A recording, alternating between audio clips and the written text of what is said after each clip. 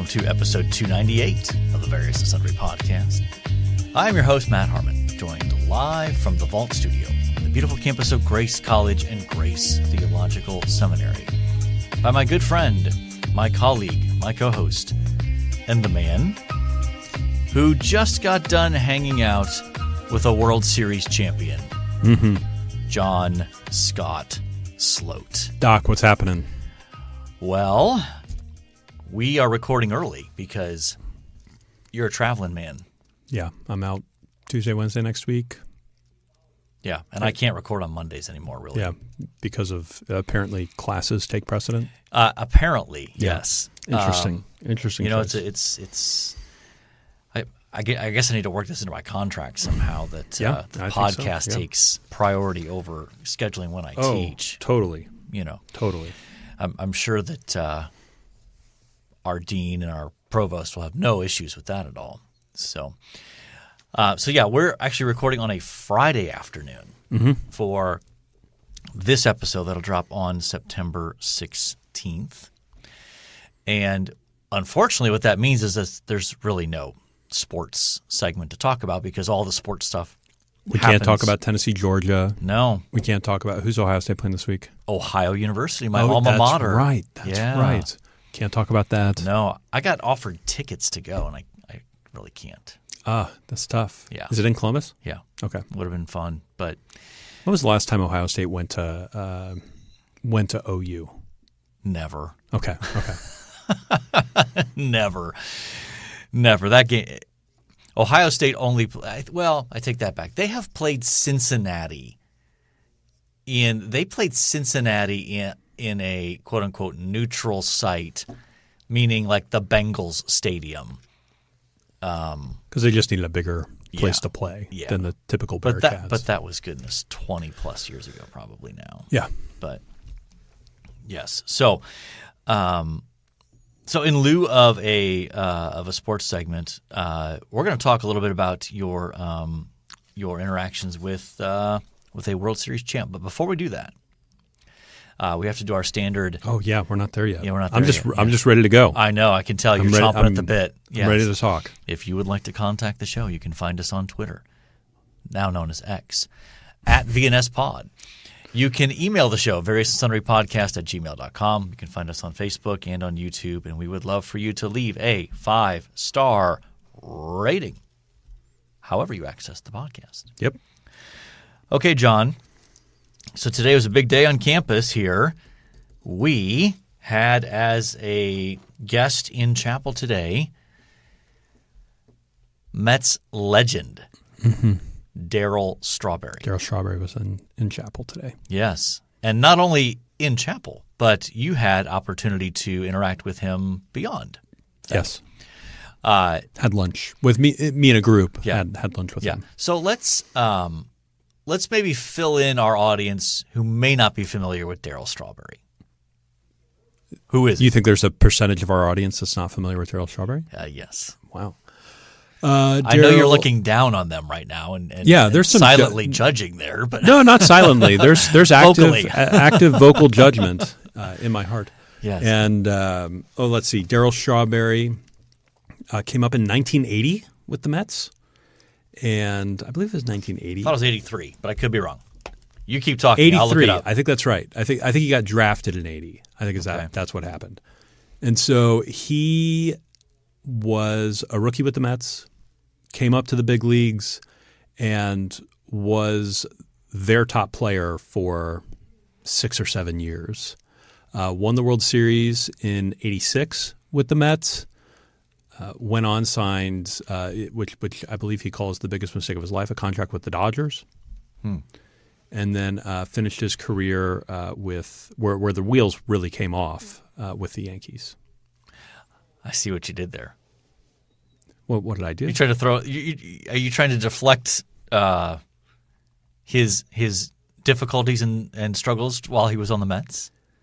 Are you talking? You're talking more about just his like. He got arrested when he was with the Yankees. Okay. And so when did you see his video that he showed in chapel this morning? Yeah. So if you noticed, when he was in a jumpsuit and in cuffs, it was flipping between that and him in a Yankees uniform. I see. Cuffs, jumpsuit, Yankees. Jumpsuit, Yankees. These things go together. I see. Interesting. Interesting.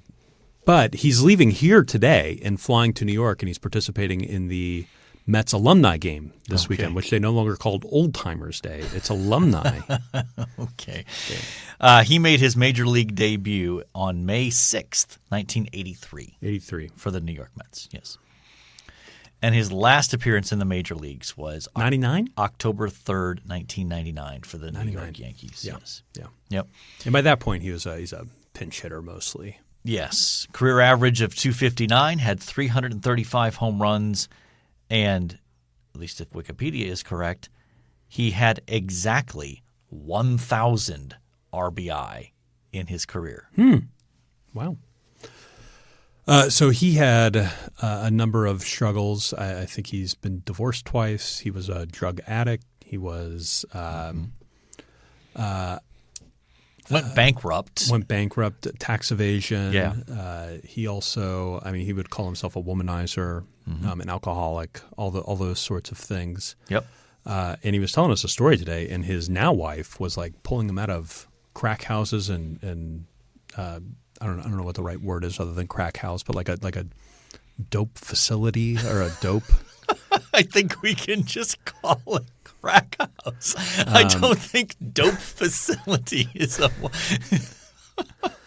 I know you're trying to be PC here. Like what? I don't know. I don't know the proper terms.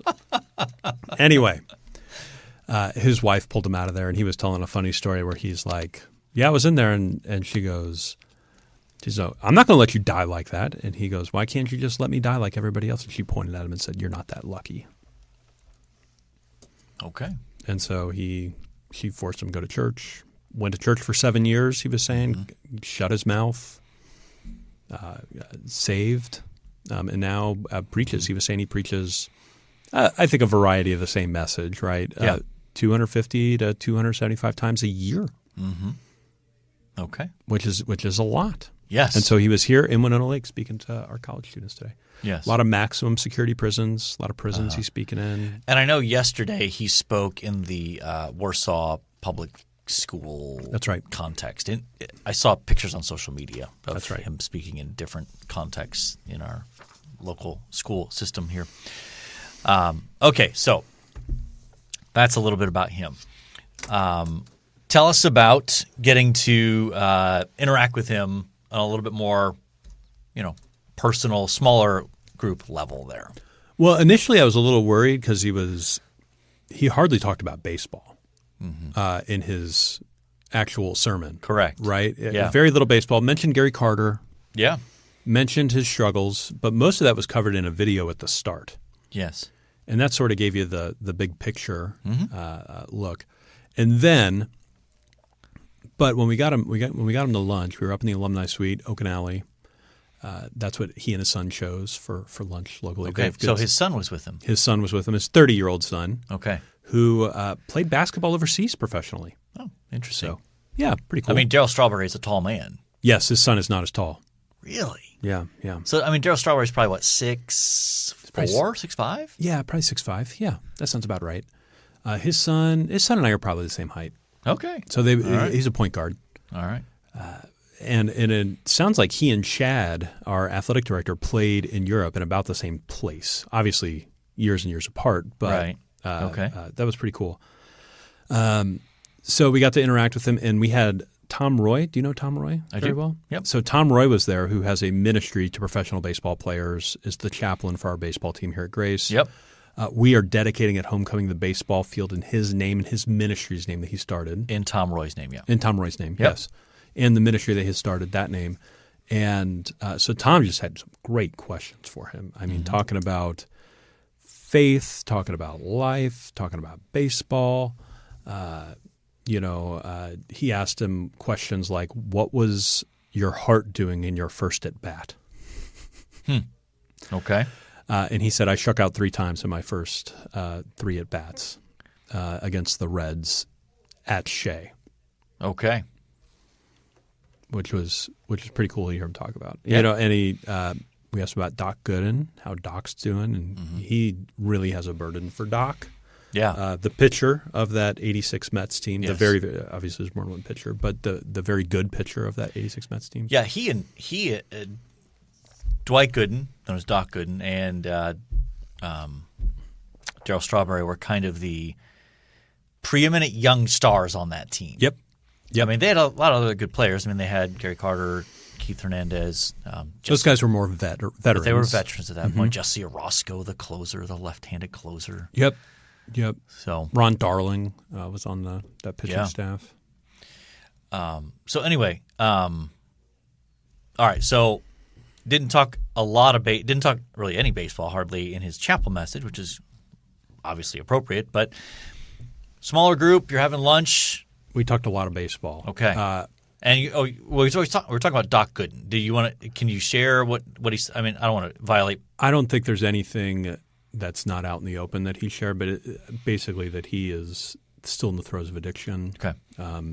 He says he's going to him and praying for him and trying to contact him and work with him. Yeah. But I think it's been uphill. Sure. Difficult. I don't know if I can share this or not, but I'm going to. He told us he's doing – so Davey, the manager for that 86 World Series team. Davey Johnson. Yeah, just passed away. Okay. And Darryl's doing the funeral. Oh, wow. Okay. And so he went down and sat with Davey last year when he was getting ready to, sort of in bed preparing to pass. I think he was dying of cancer. And they talked about his faith. So Davey Johnson's wife had led him to the Lord, and it was fun to hear Darryl talk about that with him. Yeah. Very cool. Okay. So talking about baseball. Yeah. So I asked the question because You're the only Mets fan in that crowd. Yes. Did you see our president's introduction of him, by the way? Yeah, he borrowed your Mets hat. He borrowed my Mets hat, got up in front of the student body, and a good chunk of the community was there as well, and said, all right, we're the Mets fan. And I just start clapping very loudly in the front row. And he called you out. He did. Yes. He did. So we talking baseball. I ask him, and you've seen the 1986 30 for 30 about the Mets. Yep. I asked him. I said, "All right, Scott, the pitcher for the Houston Astros, those balls were scuffed. How bad was it?" He goes, "Oh, that dude was cheating."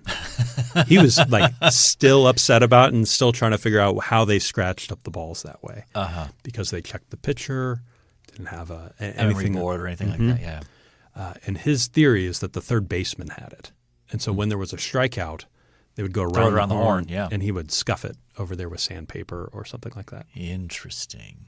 Huh. And then Tom Roy jumps in and goes, "I've got a story about that." He goes,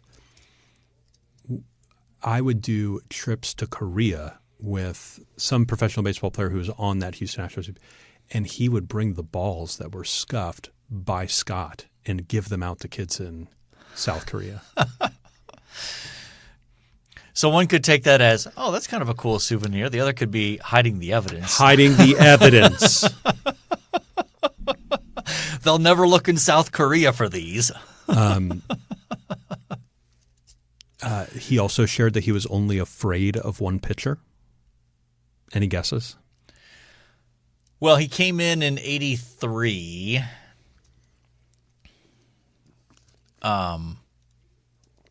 I mean, I'm trying to think of guys that would throw it hard and were a little wild, maybe. Like, did he face Randy Johnson much? No, Randy probably came after. Yeah, okay. Roger Clemens would have been around his time. Well, he faced Roger in the World Series and beat him. Nolan Ryan. Okay. And that was like towards the end of Nolan Ryan's career, Nolan Ryan. And he said that he hit a home run off Nolan Ryan, who was the only pitcher visible in that video who he hits a home run off of. And he said he thinks it was his quickest home run trot he's ever made because Nolan was just staring him down. Yeah. And they asked, he was telling me, he was saying, I ran I felt his eyes on me around the bases. And he goes, after the game, the New York media came to me and said, "Did you hear what Nolan said about that home run?" And he was like fearful. And he goes, "What'd he say?" He said, "His talent beat my talent." And they looked at Shaw and they said, "Do you care to comment?" And he goes, No, I do not care to comment. I don't want to do anything to upset Nolan Ryan. Yeah. Yeah. So that was a lot of fun. He shared that, and our baseball coach asked this question. He goes, "So I've heard that going to the big leagues is actually a little easier to hit than in the minors." And he goes, "Yeah, that's true. It's easier to hit in the big leagues than it is in the minors." And he goes, "The guys in the big leagues are almost always around the plate. The guys in the minors are still pretty erratic and they're all over the place. Mm-hmm. You get more balls to hit in the majors." Huh. He said, every at bat, no matter who I was facing, I knew I'd get 2 balls to hit. I just had to hit them. Yeah. That was pretty interesting. Yeah, that is interesting. I guess that makes sense when you think about caliber of pitching in the majors, that although it's obviously better, it's going to be closer to the plate on the plate in most cases. So he said Davey Johnson was analytics before analytics. Oh. So he said he was big on lefty-righty matchups. Right. Yeah. This guy against that guy. Mm-hmm. He said their hitting coach for the Mets at that time, when Darryl first came up, was saying, you need to figure out your own personal strike zone. And then you got to know it like the back of your hand. And he said that changed his career. You know, what pitches am I going to swing at? What am I not going to swing at? He had back in my day, you couldn't hit 220 and 30 home runs and call it a good season. Yeah. You hitting 220, you're going down to the minors. Mm-hmm. He goes, you need to be hitting 260, 270. Yeah. Which I think I'd said his career average was 259. Yeah, right there. I mean, I'm sure he had, obviously that's an average, so I'm sure he had seasons that were, did he ever hit 300 in a year? He might have. I mean, yeah, he was fun to watch early on. I mean, that I was not a Mets fan, but that was in my early, when that sort of mid 80s window of the Mets. They were fun to watch. They were a good team. Obviously, before your time. Yeah, I always tell the story. My in the '87 season, my parents went to a game at Shea, and my mom is eating hot dogs, like 3 or 4 of them, and my dad's like, "You're gonna make me broke, eating these hot dogs." Yeah, and she goes, "I'm still hungry," and he looks at her and goes, "Are you pregnant?" And that was me. There you go. And I told Darryl Strawberry that story. That is funny. Okay. Anything else you wanted to share from your time with Darryl Strawberry before we move on to our main topic? I don't think so. It was a wonderful time. I got a ball signed. I got a couple of pictures with him. Yeah. He was very kind, very warm. Really, really enjoyed meeting him and seeing him. It was nice. Yeah, I can get how that'd be a big kick for a lifelong Mets fan. Yeah, sure. Yeah. I'm looking forward to sending the photos to my parents and let them freak out. I'm waiting for the rest of the photos from our athletic director. But Nice. Gotcha. All right. Well, today we are doing a follow-up to our previous episode where we talked about travel. And so we are doing a Mount Rushmore of foreign cities that we have visited. Yeah. Now, each of us doing our own one. This was not a joint project. Right. And we try to avoid cities we've been to together for the most part. Yeah. I think we have one overlap. We're definitely going to have one overlap. But did you have in mind, like, what sort of things factor into your decision here? Like, what sort of things in your mind start to like make a foreign city great? Yeah, that's a good question. A good foreign city, I'm able to get around. Mm-hmm. I'm able to experience, some tourist stuff is okay. Yeah. But I want to experience like local stuff, local culture. Mm-hmm. I want to have some local food. Yeah. I want to see some local sites. I want to interact with some people. So Yeah. some friendliness goes a long way. Yeah.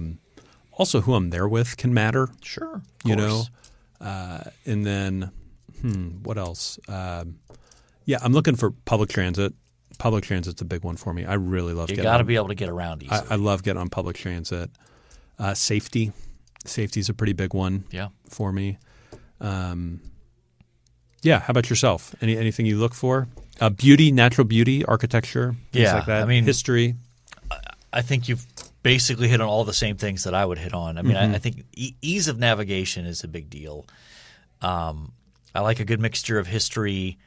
I do like being able to get, again, there's nothing wrong with seeing some touristy stuff, but getting to go to okay, so where do the locals go for lunch? They go to this food market here that's a little more off the beaten path. Yeah, we had that in London. Yes, yes, and I actually I took Kate back to that market. Oh yeah, I'm blanking on the name of that right now, but in any case, yeah, being able to get around pretty easily is a big thing. Natural beauty, nice architecture, that kind of thing. So, okay. So let's go ahead and start. I'll have you give your first city, and we'll go from there. Yeah. So I don't think this would have been my top city if I had only been there once.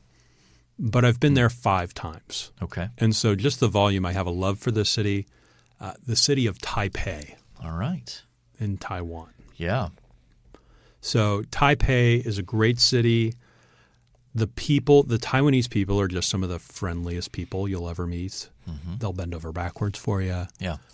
There's great night markets where you can buy some cheap knockoff stuff for sure, but there's some great food. So if you go to the night market in Taipei, there's a long line for fried chicken.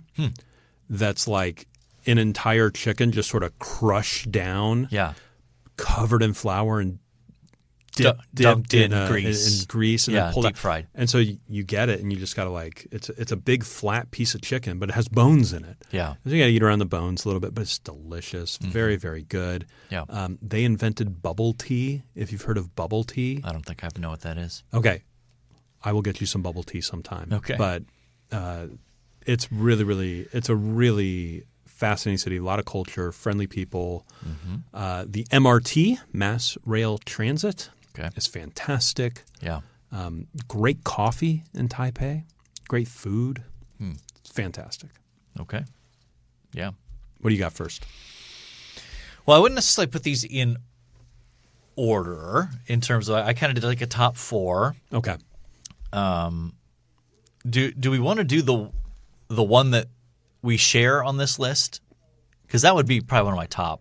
Yeah, let's do it. Okay. So I'm going to go with Helsinki. I love Finland. Helsinki. Yeah, beautiful. I mean, it checks all of the boxes. Yes, Helsinki's a beautiful city. Gorgeous architecture. I mean, easy to get around. Mm-hmm. The people are incredibly friendly. I mean, the number of times where you would approach someone and they would start speaking Finnish to you, and they would notice the blank look on your face and instantly smoothly transition to English. Mm-hmm. Amazing. Statue of Martin Luther in Helsinki. Yeah, which is pretty cool. Just to describe, Helsinki is a different European city from most European cities. Mm-hmm. It is not touched by World War II. Yes, and so a number of these European cities have really old building next to a really modern building. Yes. And Helsinki doesn't have that. It's all sort of old. Yeah. And so it just has a real uniform look, but not everything looks the same either. Yes. It's a fantastic city. Yeah. Great coffee. Fantastic. And pastries. Do you remember that coffee shop we went to there? I made sure that it's written down in my travel journal so that when I go back at some point, I'm going to look that place up. Yeah, I think it's Kaffe is the name of the coffee shop. Okay. Yeah, it was just like a 10, 15-minute walk down from our Airbnb. That's right. Yeah. It was so good. Yeah. I remember the guy behind the counter was an American basketball fan. I remember talking to him about that. And I remember being there on Saturday, and a little brunch place was right next door. And we went to that brunch place on Saturday. That was very, very good. Very good. We got ice cream there. Now, I don't know that I'd want to be in Helsinki in January. Right. But May, June? Oh, it's beautiful. It was stunning. Yeah, we were there. Weren't we there like first week of June? Because wasn't that mystery trip, we delayed it a couple weeks? Maybe. Yeah, I think. And so, I mean, because you're that far north, it stays light until 11 o'clock easily at night. So lots of daylight. Yeah, it's just great. So that's a shared one. Why don't you do one more then? Okay. I'm going to go with – where do I want to put these on here? Okay. I'm going to go with Jerusalem. Just the history, or I mean, Jerusalem. There is so much culture there, and it's so old. I mean, old. Yeah. You know, you walk around Helsinki or some of the other cities that we'll mention, like, you know, okay, culture goes back, 1,000 years. And you're like, that's old, especially for us as Americans, where it's like, our country is barely 200 and what, we're coming up on 250 next year. And but man, Jerusalem, you're like, people have walked around this area and major like world-shaping events, and obviously in our minds, the most significant historical event in all of human history happened outside this city. Yeah. And, by the way the shape of the city is today, of course, it's actually inside the city, but at the time it was outside the city. Sure. So I love the history. Really enjoy that a lot. Obviously, there's plenty of places to visit that are historically and culturally significant, so there is a little bit of touristy stuff there, but there's also non-touristy stuff off the beaten path as well. Yeah. You've been there a couple of times, right? 3 times. Okay. I've only ever been there once, and we were almost exclusively touristy stuff. Correct. We did some I remember Aroma, the coffee shop. Yeah, there you go. Yeah. And that was really great. Outside of that, I don't remember. Did we walk through the marketplace though? Surely we did. Joppa Gate? Yeah. No, the marketplace, like the Jerusalem market, basically. No, I don't think I did that. Yeah, I mean, all sorts of vendors, selling rugs and shirts, and I remember Joppa Gate doing that there, but no, I don't. Beyond that, I don't remember. I mean, it's funny. You go past some of these vendors, and there's interesting stuff, and one of them is like they'll have shirts, like T-shirts of prominent American sports teams, but spelled like their name spelled in Hebrew. Yeah. So I think I bought my boys an Ohio State shirt that's spelled out in Hebrew with the Ohio State logo and that sort of thing. But it is fascinating. You walk through, the Muslim quarter, the Jewish quarter. Like, it's just, the place just feels so old and rooted in history. So I think that for me is the big piece there. Yeah. But, especially these days, safety. A little bit of a concern. A little bit of a concern there these days. But, I very much enjoyed that. So, all right, on to your second city. Milan, Italy. Okay. So Milan, Italy was – now most people when they go to Italy go Rome, Florence, Naples. Very few people go to Milan. And Milan tends to be a little bit more the business hub, a little bit more the fashion hub, but has some great art. The Last Supper picture is there. And the church there is just what's the right word that I'm looking for? It's a Gothic Catholic church. It's just beautiful. Okay. Leonardo da Vinci statue there. It's It's a beautiful city, and it has a modern end, an old end. And one of the things I loved about it was we did some campus ministry while we were there, so a college there. Yeah. And interacting with the students there was one of my favorite things. It was a lot of fun. Nice. Great coffee culture. Obviously, it's Italy. Yeah.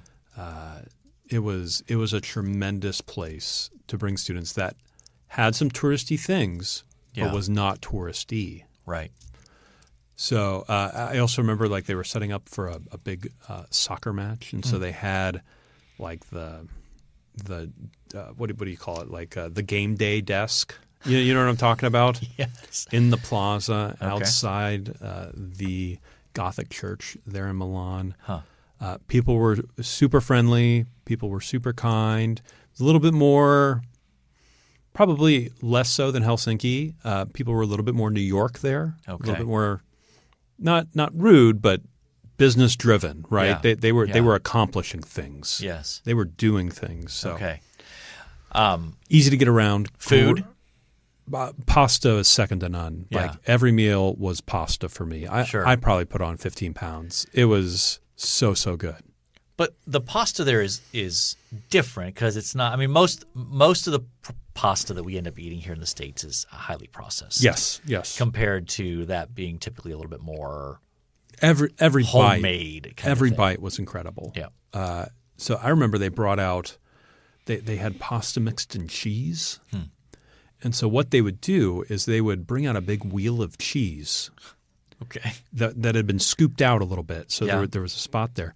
And they would put your pasta in the wheel of cheese. They'd cover it in oil and light it on fire. Hey. And that would burn off, but it would melt the cheese. And your pasta would just be swimming in it. It was incredible. I mean, the gelato, like every other block, was fantastic. Yeah. The pastries were incredible. The coffee was very, very good. Oh, it was amazing. Okay. All right. All right. So I've done Helsinki. I've done Jerusalem. What am I doing next here? All right. I am going to go with London. I do. We did that together. Yeah. You've been back a couple of times. Yeah, I've been back twice since. I've enjoyed my trips to London. Again, it feels like it checks the boxes. Maybe the thing that it's a little less where it lacks is the food. I've had multiple British people tell me the same joke of, well, the national food of England is Indian food. And I want to say, yeah, no thanks. That's not my cup of tea personally. But so there's not a distinctively. I mean, yes, I had fish and chips there. It wasn't as good as I had fish and chips in other places. Though I did have some fantastic bangers and mash. That was really good. And I've had good bangers and mash at multiple locations in London. And so I'm like, okay, this is the real deal. But rich combination of history, of architecture. Love going to Westminster Abbey, walking along the Thames there, going to the reconstructed Globe Theatre. Lot of interesting stuff there to see. And yet, man, London is diverse. Yeah, I mean, it is very so diverse diverse, and it is fascinating to see the different cultures there, and I think that's clearly at some level started to cause some tensions within London itself. But I just love both the sort of traditional history and even church history. There's so much church history there in London. Easy to get around. The tube is incredible. Yes. The bus system is very, very good. It is. Yeah. The food, I don't know. We went to some markets that were pretty good. Yes. I wish I could remember the name of that market that you mentioned earlier. The coffee scene, above average. Yeah. Very, very good. And Brixton. You remember going to Brixton? Brixton. I was trying to remember that Well, earlier. Yeah. I'm thinking of a different food market that we went to as well. But Brixton was the one where it was very international flavor. Yes, I remember this. And so it was built out of shipping crates. Yes. And so each little, mini like restaurant front, food court kind of front was built out of a shipping crate. Mm-hmm. It was fantastic. It was really good. So, okay. All right. Next. You've given us Taipei. You've given us Milan. What do you got next? We also did and Helsinki for yes. me. Christchurch, okay. New Zealand. Yeah. This one was a surprise for me. You and I led a mystery trip. We initially went to Sydney, and then we jumped over. We were looking for a city in New Zealand, and we had a connection in New Zealand that we never actually ran into. Like you knew a pastor there that we never talked to, right? If I remember correctly. Yeah. But we got to Christchurch, and public transit was a busing system, so there was no trains. Smaller city. Yeah. But the bus was adequate. Ran on time. Yep. Was really, really helpful. We had one of the things I loved about it is we took a train across the country and back through the mountains. Gorgeous. And it felt like I was in Lord of the Rings. Yeah, on totally. a train. Yeah, but those two things never go together. But it felt that way. Yeah. We also did that's the launching point for scientific research to Antarctica. That's right. And so they have a little aquarium/Antarctica exhibit there, a little museum. We went to that. That was a lot of fun. Yes. And then what else? The food was adequate. Mm-hmm. I remember having good Chinese. And there was a pretty good fish and chips place around the corner from our Airbnb. I remember getting annoyed with our group. I remember this. You just disappeared. I just walked out the door in the rain, I believe, and went and got fish and chips. And I came back, and they were like, "You went to get fish and chips without us?" Yes, I did. And it was fantastic. Yes. It was very, very good. And remember, we did like 2 days of campus ministry while there. Yeah. Some of the nicest people. People were super, super nice. Great interactions. And we went to a Sunday night church service. In a pub. And then, was it a pub? It was in a pub. Okay. And then got invited to like afterwards, like a meal that they do after that in somebody's house. Remember that? We went over there. And it was very nice. Yeah. Recently, I was interacting with somebody, and their daughter's in the Navy. And so I was talking to him. He was telling me, yeah, we're going to visit my daughter. She's studying abroad while at the Naval Academy. She is in University of Canterbury. Hey. And I was like, Christchurch, New Zealand? He goes, how did you know that? Yeah. And I was like, I've been there. I've walked that campus. And it's awesome. Yeah. Beautiful campus. Nice. Okay. So this one was a tough one for me, the fourth spot. I debated very hard. I almost put Edinburgh on there. Okay, Scotland. Nice. Yep. But I decided to go with Bruges. Okay, where's Belgium. Bruges? Belgium. Okay.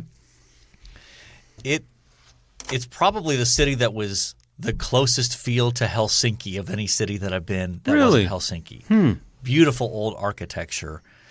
And it has a lovely like canal system, so you can hop on, take a nice little tour through that. So beautiful. Great food in Bruges. Just did a day trip there, but man, it stuck with me. I would love to go back. Has some good history there. And so that was my fourth city there. So I went Helsinki, London, Jerusalem, and Bruges. And you went Taipei, Milan, Helsinki, and Christchurch. Yep. You want to give us a quick, like, honorable mention, made the discussion but didn't make the mountain? Yeah, Dubai.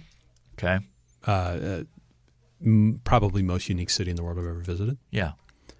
Sydney, Australia. Yeah, that was on my honorable mention list as well. Yeah, I like Sydney. Epernay, France. Yeah, I've not been, so. Champagne, capital of the world. Okay. Very cool little city. Yeah. In France. Florence, Italy. Yes. Florence was a lot of fun. Okay. Saw the statue of David there. Took a picture of it. Okay. Put it on my Instagram when I had that. And your wife was like, John just put up a naked human on Instagram. Yes. So. How about yourself? What are the honorable mentions? The ones, I mentioned Edinburgh. Christchurch would have been on there, was considered, and so was Sydney. I just remember it felt like there was a lot of fun stuff to do in Sydney. And we did spend an afternoon on one of their college campuses. Graduation day, if I remember properly. It wasn't great timing, but yeah. Is there anything else here? Oh, and Vienna. Now, see, I was in Vienna as a junior, the summer between my junior and senior years. So it's been a minute. And it was just for a day. But I just remember being blown away by how beautiful it was. So I'd love to go back, and I'm sure it would impress me again. Okay. All right. That was fun. That was fun. Time now for This Day in Sports History. All right. This Day in Sports History, September 16th. Yes. Next Tuesday? Yeah, I suppose it so. Is. 1924, St. Louis Cardinals future Baseball Hall of Fame first baseman Jim Bottomley sets MLB all-time single game RBI record of 12 in a 17-3, 17-3, rout of Brooklyn Robins at Ebbets Field. 12 RBIs in a game. My goodness. That's a lot. 1950, Cleveland Browns, formerly AAFC. My guess is that that was the football conference they were in before they played their first NFL game. Okay. Oh, plays first NFL game, beats Philadelphia 35-10. Okay. 1973, Buffalo running back O.J. Simpson rushes for an NFL record 250 yards in a Bills 31-13 win in New England. Yes, a then NFL record that's since been broken. 1995, Eddie George rushes for 212 yards to lead number 10 Ohio State to a 30-20 win over Washington, number 18. Yes. That was his Heisman Trophy year. Oh, nice. The year 2000, Sammy Sosa, there's a name I haven't heard in a while, becomes the second player to hit 50 or more home runs in 3 consecutive years, joining Mark McGwire. The steroids era. Yeah. Balls were just going all over the place in the steroids era. Yep. 2012 British Open Women's Golf, Royal Liverpool Golf Course. Jae Shin wins her second Open title 9 strokes ahead of fellow South Korean In-B Park. Yeah. All right, so who do you like out of that list? Man. Interesting. I know you're not going OJ. I can cross that one off. Yeah, cross OJ off. Also Sosa. Cross Sosa off. So we're going Jim Bottomley, Eddie George, or Jae Shin. I'm sure we're not going there. Yeah, I'll go Eddie. Okay. I'll go Eddie George. Eddie George. We haven't done Eddie yet, have we?